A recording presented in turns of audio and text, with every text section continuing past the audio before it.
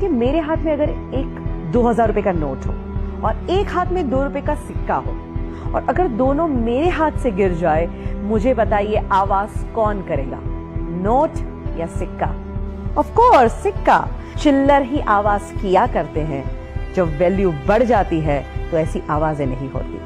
That means आप connect कर सकते हैं अपनी लाइफ में। जो लोग आपको बार बार नेगेटिव बोलते हैं, कोसते हैं, समझ लीजिएगा वो चिल्लर है, तुम्हें अपना वैल्यू बढ़ाना है। क्रिकेट का खेल चल रहा हो, प्लेयर्स खेल रहे हैं और ऑडियंस चीयर अप कर रही है, चिल्ला रही है, शायद कई बार ताने भी मारती है, सुनाती भी है, आवाज तो करती ही रहती है।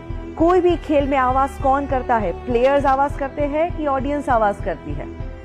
ऑफ कोर्स ऑडियंस आवाज करती है। दैट मीन्स अगर आपकी जिंदगी में बहुत लोग आवाज करने लगे तो समझ लीजिएगा आप सच्चे खिलाड़ी हो और वो अभी भी ऑडियंस ही है। एंड जब आपके अंदर ये एटीट्यूड आ जाएगा ना, आपको कोई रोक ही नहीं सकता। तो आज मैं आपको यही कहना चाहती हूँ कि दिल की आवाज जरूर सुनो एंड ऑफ कोर्स एक एटीट्यूड अपनाओ जिसे हम कहते हैं नेवर गिव अप। जिंदगी में हार मानो ही नहीं। कितने सारे लोग हैं जिन्होंने इस एटीट्यूड को अपनाया और अपनी लाइफ को चेंज कर दिया। सबसे बड़ा एग्जाम्पल है अब्राहम लिंकन। दोस्तों, उनकी जिंदगी से इतना इंस्पिरेशन मिलता है कि जो बंदा गरीबी में जन्म लेता है, इतनी तकलीफें भुगतता है, इतनी हद तक वो डिप्रेशन में चले गए थे कि कुछ समय तो उनके जीवन का ऐसा बीता कि अगर कहीं चाकू छुरियां हैं तो वो वहां से चले जाते थे, क्योंकि उनको ये डर था कि कभी मैं वो चाकू उठा के अपने आप को मार न दूं।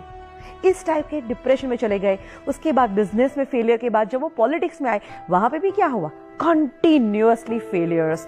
बट फिर भी बंदे ने हार नहीं मानी, प्रयत्न करता गया और एक दिन आता है जब वो अमेरिका के प्रेसिडेंट बनते हैं, और ऐसे प्रेसिडेंट जो आज भी लोगों को इन्फ्लुएंस कर रहे हैं। He was the most influencing president ever in USA. He never give up. तो आप क्यों गिव अप करते हैं? हमारे ex president doctor APJ Abdul Kalam, उनकी जिंदगी में से भी बहुत कुछ सीखने जैसी बातें हैं।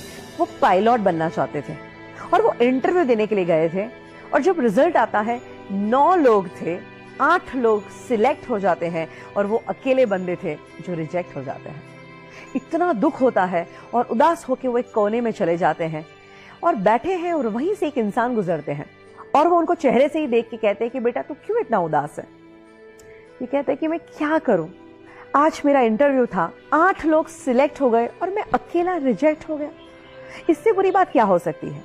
तो वो संत बड़े प्यार से कहते कि बेटा शायद तू अभी समझ नहीं पा रहा है, पर शायद हो सकता है ऊपर वाला तुझे उससे भी बेहतरीन कुछ देना चाहता है। You never give up. ये सलाह उनके मन में बैठ गई और उन्होंने सोचा कि मुझे हार नहीं मानी। उन्हें प्रयत्न करना शुरू कर दिया और बाकी जो हुआ वो तो इतिहास आप जानते ही हैं।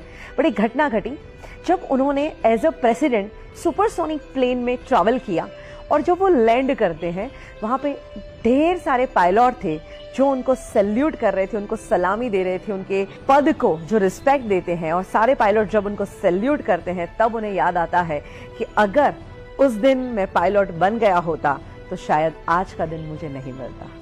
दैट मीन्स उनके अंदर एटीट्यूड था नेवर गिव अप, और उसी एटीट्यूड ने उनको कहां से कहां पहुंचाया। और सोचिए दोस्तों, अगर यही एटीट्यूड आप भी अपनाएं तो हम लोग कई बार चीज गलत ना हो जाए, मुझसे गलती ना हो जाए, इस डर से भी बहुत कुछ नहीं करते। बट याद रखिए, गलती वही करते हैं जो कुछ करते हैं।